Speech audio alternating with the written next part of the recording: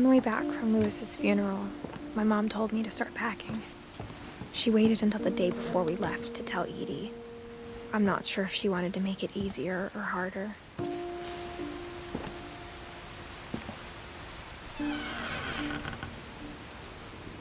I wish we'd stayed. But I understand why we left.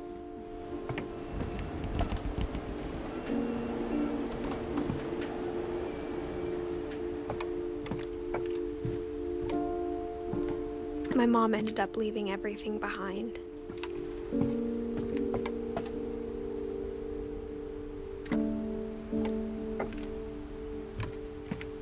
What happened that night had been coming for a long time.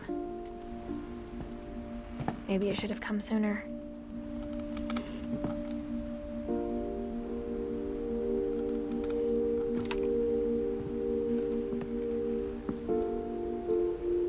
But it had to end one way or another. All that's left now is to tell you about that last night.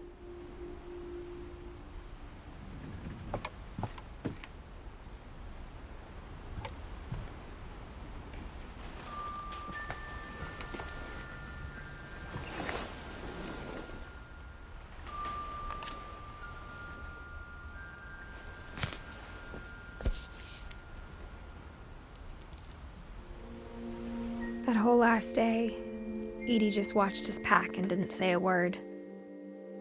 Until supper, when she raised her glass and said, "To our final night together, and all our final nights apart." Grandma, you know what I said about alcohol. Some of your medications are very Edith, specific. I left a present for you in the hallway. Why don't you go open it? The grown-ups have to argue now. I'm sorry, you're right. We're all leaving tomorrow. Let's just enjoy our last... I'm not leaving. Edith, you're excused.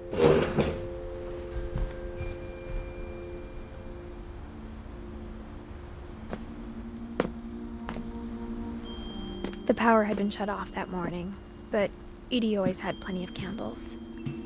When my mom sealed the library, I don't think she knew about the other entrance, or that Edie had a key to it.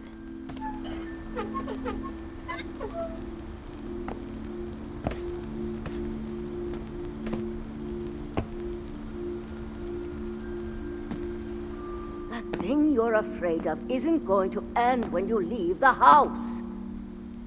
Edith has a right to know these stories. My children are dead because of your stories. I think it's best if Edith and I leave tonight. We'll have the nursing home send a van for you in the morning, okay? Dear Edith, there's so many stories I wish I could tell you, but there's only time for one. This is about what happened on the night you were born. That night, the tide went way, way up. It was the first and last time I ever saw the old house aground. There'd been an earthquake out in the middle of the ocean. They called it the lowest tide in 1,000 years. God, it smelled awful. You know, I've seen that house every day of my life. But I never thought I'd go back to it. When the fog rolled in, I lost my way.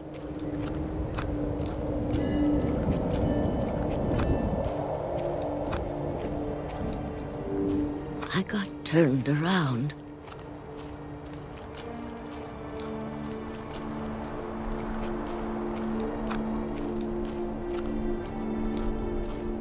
For a while, I wandered.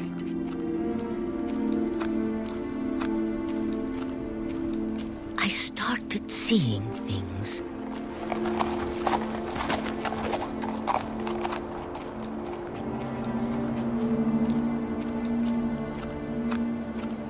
Things I'd forgotten had ever existed.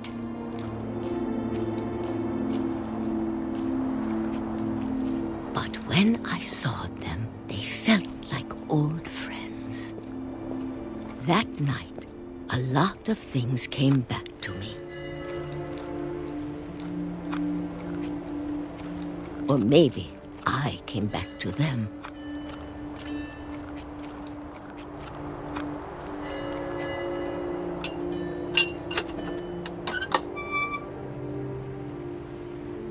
Things I can't explain, but that I need you to try and... Edith, what are you doing in here? It's mine. Edith! Mom, you're gonna rip it! Let go! I kicked and screamed, but Mom dragged me to the car. I never saw Great-Grandma Edie again. The next morning, the van came to pick her up, but she was already gone. After that, we moved around a lot.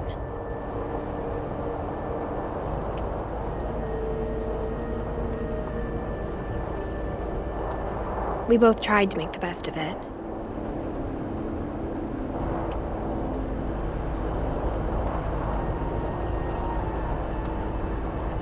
A few years went by.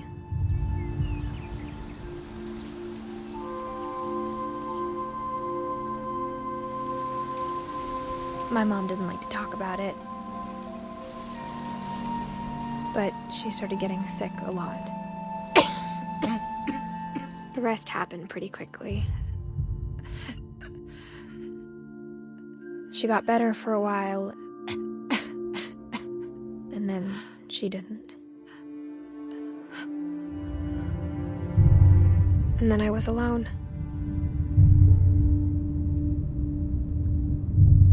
The last Finch left alive.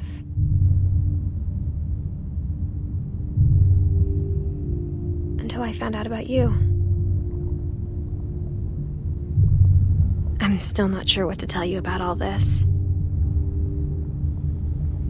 If we lived forever, maybe we'd have time to understand things. But as it is, I think the best we can do is try to open our eyes. And appreciate how strange and brief all of this is. This journal was supposed to be for you. But now I hope you'll never see it. I just want to meet you and tell you all these stories myself. But I guess if you're reading this now, things didn't work out that way.